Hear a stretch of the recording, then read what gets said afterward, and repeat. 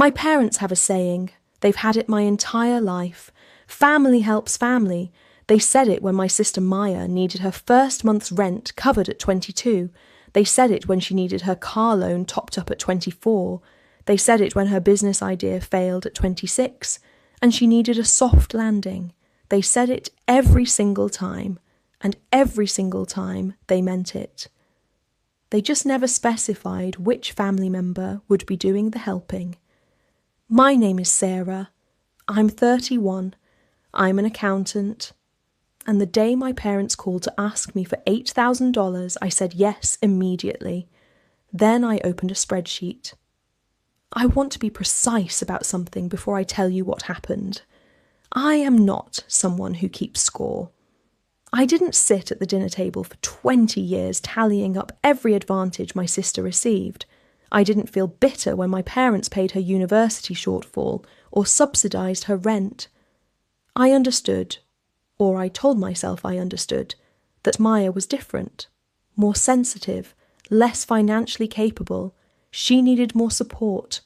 I was the capable one, the responsible one, the one who sorted herself out.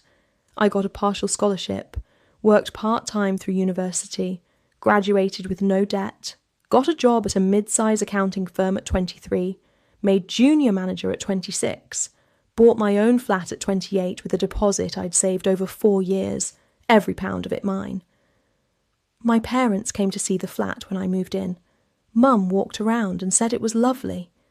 Dad said he was proud of me. Neither of them offered a penny toward the deposit. I didn't expect them to.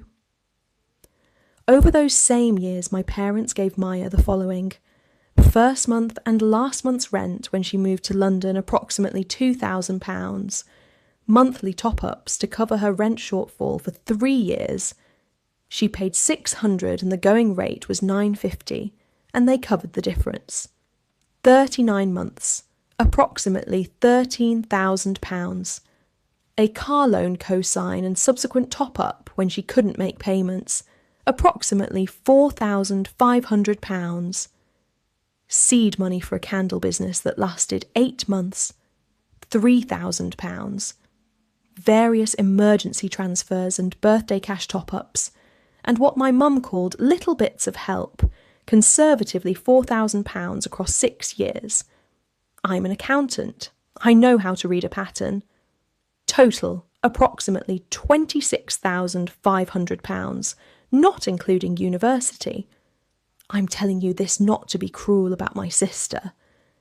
Maya isn't a bad person. She's just someone who was never asked to figure things out on her own. That's not entirely her fault.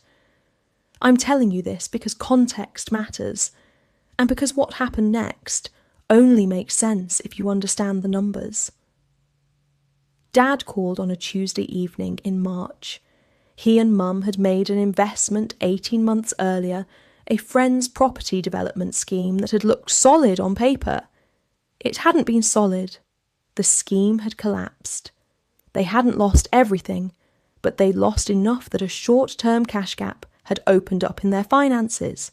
They needed £8,000 to bridge it while they reorganised. He explained all of this calmly, apologetically. He said they hated to ask. He said they'd pay it back within 6 months. He said, and this is the part I've thought about many times since, he said, "You've always been so responsible, Sarah. We knew if anyone could help it would be you." I said, "Of course, Dad. Let me sort a few things and I'll come back to you." He said, "Thank you." He sounded relieved. I hung up the phone. I sat at my kitchen table for a long time. Then I opened my laptop. I want to be clear about what happened next. I didn't open the spreadsheet in anger. I opened it the same way I open any spreadsheet, methodically to understand a situation clearly. The question I was asking myself was simple. In a family where the operating principle is family helps family, what does the full picture of family help actually look like? I spent that evening and the following 2 evenings building the document. I was very careful. I only included amounts I was certain of, things I had witnessed directly or that had been mentioned explicitly in family conversations. I did not speculate or inflate. I used conservative estimates where I wasn't certain. I cross-referenced dates where I could. When I was done, I had a document that was 4 pages long. The document was structured as follows. At the top, a header, Family Financial Summary, prepared by Sarah, March 2024. Then a table, 2 columns, description and approximate amount. I listed every item I've already told you, the rent support and the car and the candle business and the emergency transfers, each one dated and each one described plainly. At the bottom of Maya's column, total support received £26,500, conservative estimate, excluding university contributions. Then a second, much shorter section, support received by Sarah, 1 line, verbal encouragement and emotional support, value immeasurable, a dash where the pound figure would be. Then a final section. Current request, £8,000 loan to parents, repayment within 6 months. And below that 1 line, noted, under a principle of equal family support. Sarah's outstanding balance in her favour before this loan would be approximately £26,500.